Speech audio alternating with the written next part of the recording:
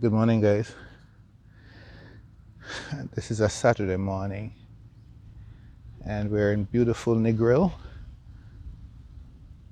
on the west end coast of Jamaica, northwest to be exact. Typically, we'd head out for a weekend getaway on a Saturday evening, but Negril being a 4 hour drive from Kingston, it made sense to come over from Friday night.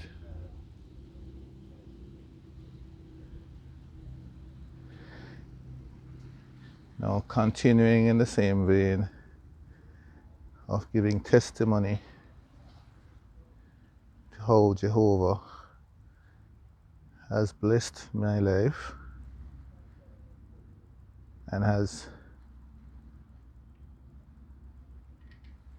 made radical changes beyond my wildest imagination.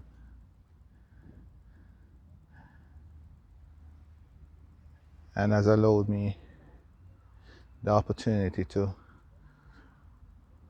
give a testimony ever so often as to how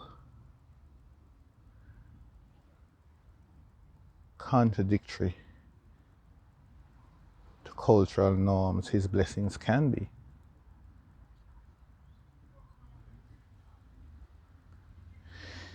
I didn't imagine that after 2007, that economic recession, a worldwide recession that destroyed many small businesses,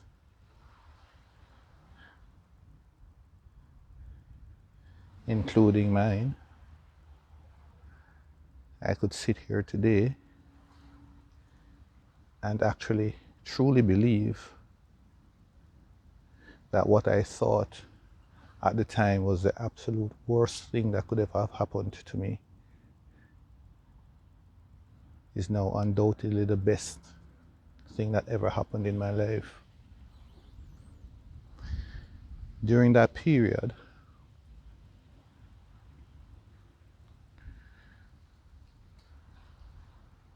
I got divorced,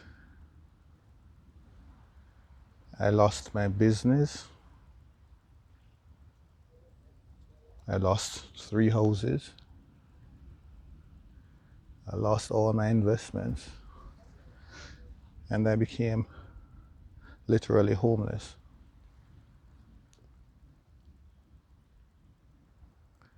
At a time when I still had all my financial obligations, namely a totally dependent mother whom I had been taking care of 100% when I retired her immediately upon graduating from university.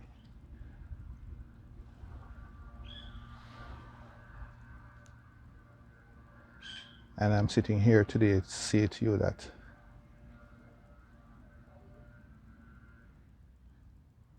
what could have precipitated suicide at the time,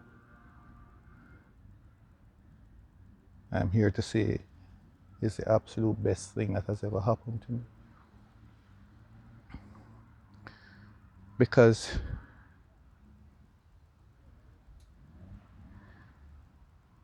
God literally stripped me of everything that had defined who I was up until that point in my life, at which point I think I may have been around 36 years old. I celebrate my 56th birthday on Monday.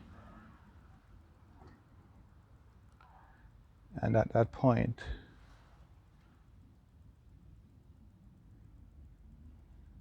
I recall relying absolutely and totally on Jehovah.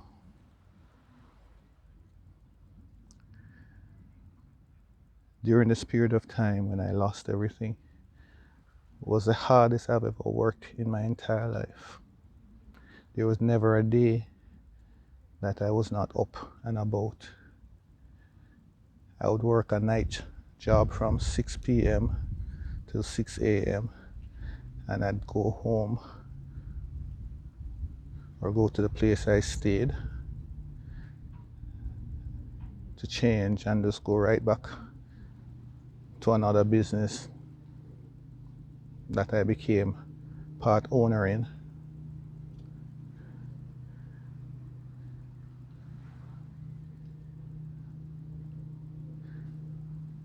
Coming from Jamaica, where I rose pretty much to the pinnacle of my career, and as the young people would call it, I was a shot caller in those organizations. I'm in a foreign land, working at jobs that many would have considered beneath me, but for the grace of God, I survived. And I'm back here in Jamaica, and I'm remarried. We celebrate our 7-year anniversary in December. Praise be to Jehovah. And the reason for my taking opportunity to share my journey is because although it's not unique, I find that my contemporaries, particularly those of the Negro persuasion, were more interested in embellishing success rather than just honestly sharing with people our journey and hopefully inspiring others to greatness. The truth of the matter is,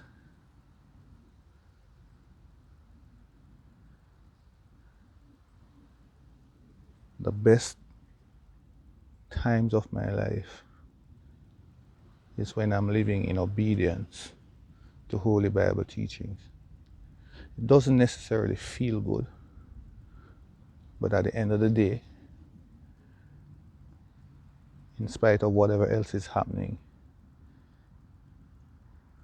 He has a way of providing a level of peace and joy that truly surpasses all understanding. And it is that peace and joy that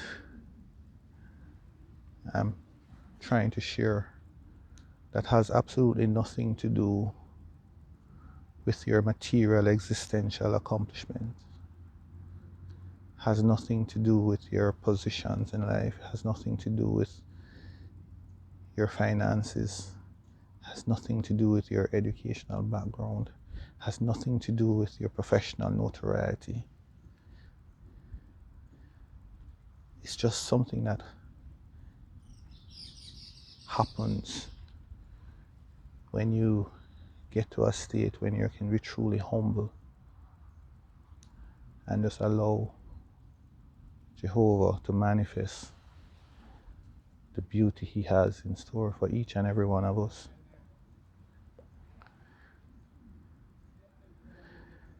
There's a raging debate about emotional trauma, and there's this notion that blacks are particularly afflicted.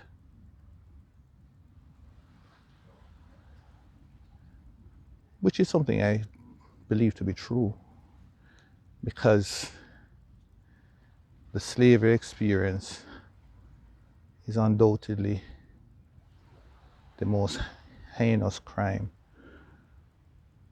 ever committed, man against man.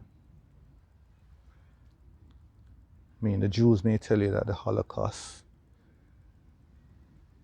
is comparable, but let's say it is. The truth of the matter is, both were horrible.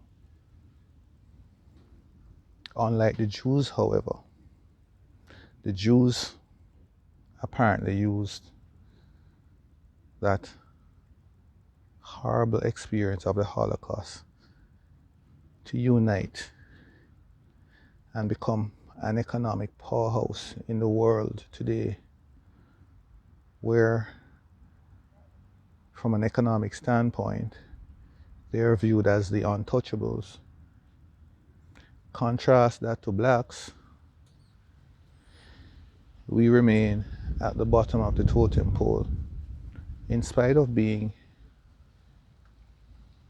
I would say, one of God's chosen people, because the things that we are able to accomplish against the odds individually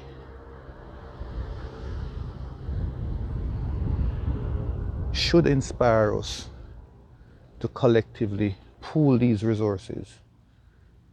However, the forces that instigated slavery in the first place are still the same forces that exist today, manipulating the power structure in every society.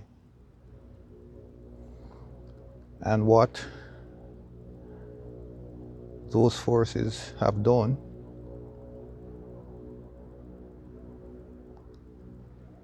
is they perpetuated a divide and rule culture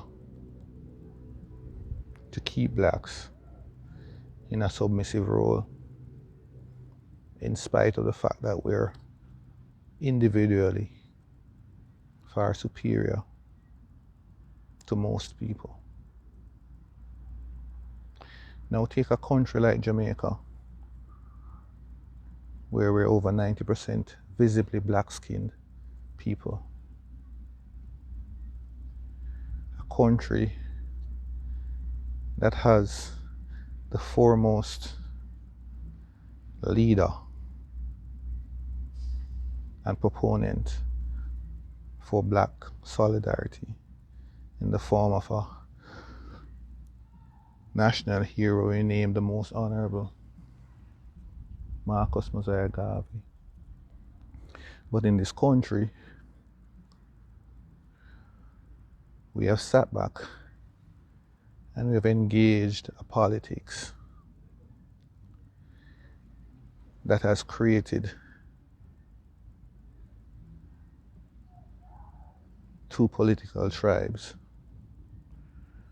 whom, as a former Prime Minister, Percival James Patterson, described our politics as a fight for scarce benefits and spoils, carried on by hostile tribes perpetually at war. And in this dispensation, the people who suffer most are those in the 95% visibly black-skinned. And the people who are inflicting these hardships are in fact people who look like the visibly black-skinned people. They are from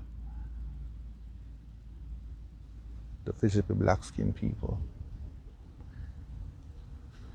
but they are nothing more than proxies for the minority. And the objective, which they have successfully done, is to preserve, and some may even argue have worsened the status quo than it was under slavery, because there's absolutely nothing more egregious than to have members of your race presiding over conditions that rivals what existed under slavery, when a minority, whites, were in control. I think it was Yeats that said that a country is indeed headed for disaster when the slaves become the masters. And today Jamaica epitomizes that saying, because arguably the worst leaders, the worst managers that you could find to preside over predominantly black people are black people.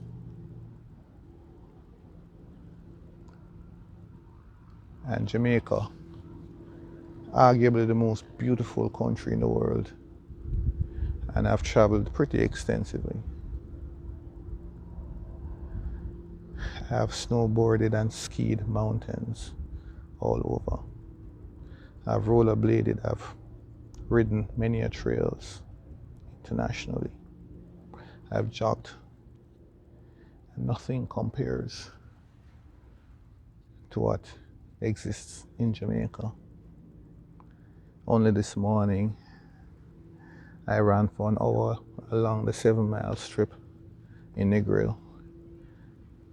And it was the most exhilarating and beautiful experience. Mark you, I'm very tired now, but it was a wonderful experience. And just being in this hotel space, and I'm observing the caliber and the ethnicity of the guests, I can't help but observe that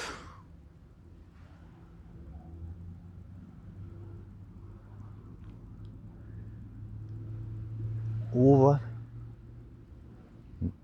80% of couples that you'll see walking along, holding hands and functioning like the story couple, what you'd expect couples to do, are non-black couples. And for the most part, when you see a very successful looking black man, he's going to be with a non-black woman, and vice versa.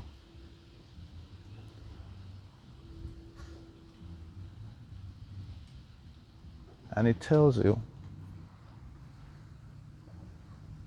how much we continue to struggle as a people with self-loathing, self-hatred.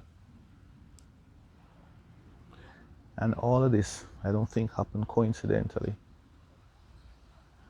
Because myself, having lived outside of Jamaica for over a decade,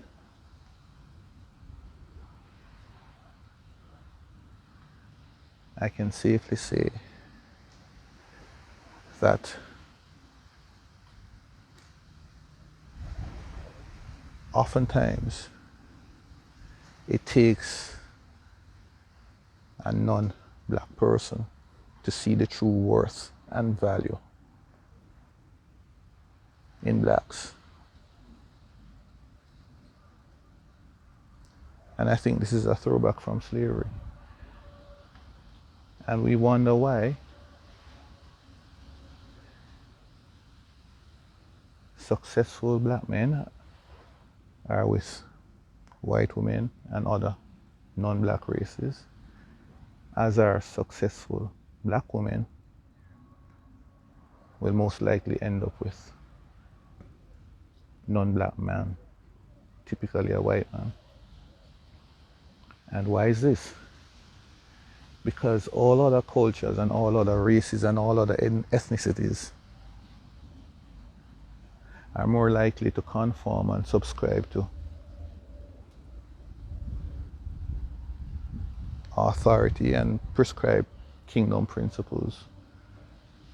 You don't find typically other races choosing to define their authority structure based on education and economics. I mean, truth of the matter is, they were not divided and conquered that way, because that's the only way you could defeat the black race. Because if we truly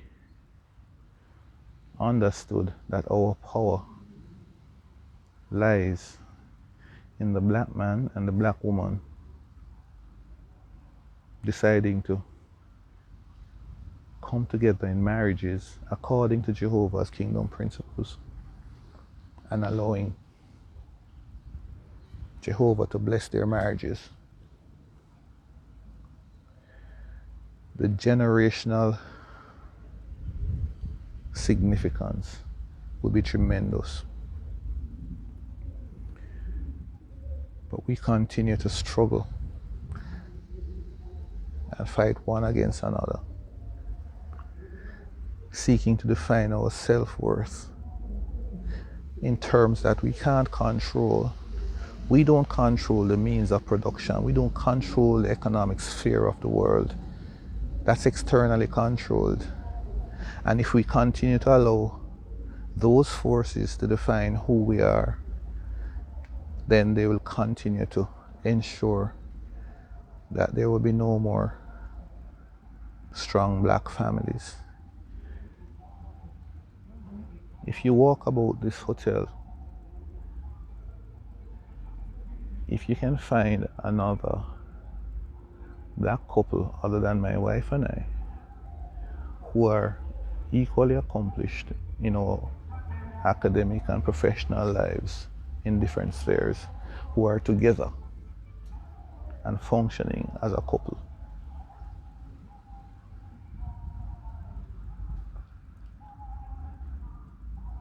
it's next to impossible. For the most part, when you see a black couple, they're in retirement age, they're over age 65 and hardly walk.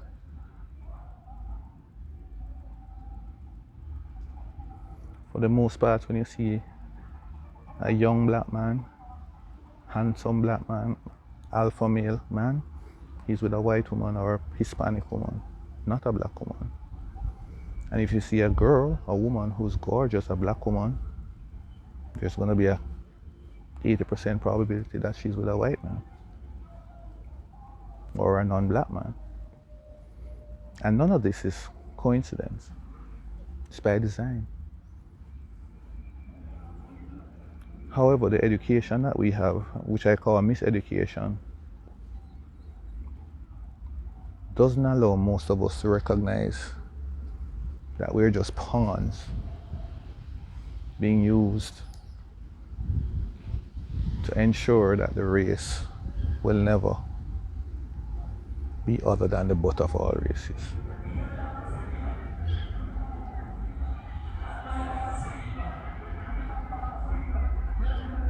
But I will do my little part in trying to represent black love, black couples, and most importantly, model what the Holy Bible says that marriage is about. That the husband should love his wife the way Christ loved the church. That's the only thing that I can do. And trust that once I'm submitted to Jehovah, I'll have the authority to dominate this world for His glory. It's a bit warm, so I guess we're gonna head back up to the room and relax. Now you have a blessed weekend. Until such time, thank you.